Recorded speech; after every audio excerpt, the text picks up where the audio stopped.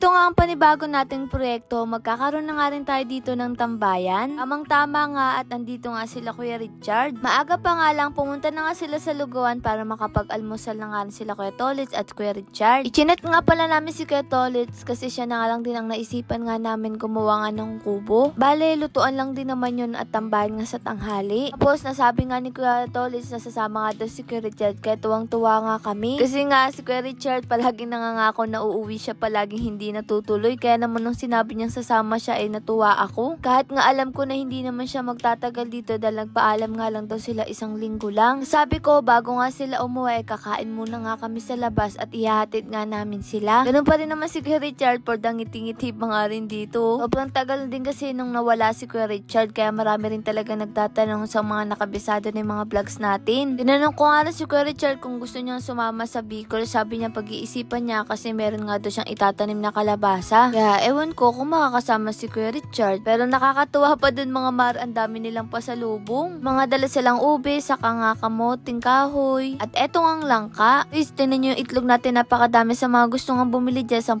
piso nga lang isa. Hindi nga kayo dito sa atin bumili sa bahay nga natin. Pwede nga tingi kahit hindi naman tray-tray. O siya, eto na nga lang yung pangsasawag nga natin sa langka. Naku, naalala ko naman yung nakaraan ng pagluluto ko nga ng upo. Paano sumabit yung kamay ko nga doon sa may lata ay talagang nasugat. Din ko nga mas masarap nga si Kuya Noli magluto nga ng ginataan. O siya, eto, kumain na nga ulit sila. Pinauna na nga namin. At eto nga'y kinahapunan, ang bilis nga nilang gumawa. Kasi nga maliit lang din naman to mga mare. Halos madalas nandito tayo lalo na nga sa tag-ulan. Kaya kailangan din talaga natin ng ganito. At eto nga si tatay, bumili na nga rin ng merendahan nila. Hindi muna nga ako pumunta dito nung umaga kasi nga sobrang init din talaga at marami rin ako ginagawa dito sa atin. Bukod doon, tirinang kaso din ako kaya mapapansin nyo sa boses ko. Tuloy mga mare, 4 na ang magkakamuka, si Kuya Richard, si Kuya Noli, si tatay, si Kulot. Sila talaga yung magkakamuka eh. Eto, bandang 3:00 mahigit na nga to pero mainit pa rin talaga kaya nag-jacket na nga lang din ako. Sabi ko nga kay Ran, mukhang maliit nga pero sabi niya ay okay na nga to dahil tambayan lang naman. Para nga lang mga mare kung napagod magdilig, mamitas, at least may pahingahan kahit saglit lang. Bawat isa nga dito ay sobrang naging abala na nga rin ng mga oras nga na to kasi ito talaga yung masarap magtrabaho kasi konti na lang yung init. May nakita nga sila ditong tubig mga mare na parang hukay kaya naman kumuha nga sila dito, buti na lang may generator nga tayo. Sabi ko nga baka bawal nga ditong kumuha pero tubig lang naman to mga mare, tapos ayun nga medyo madumi rin talaga. Abay,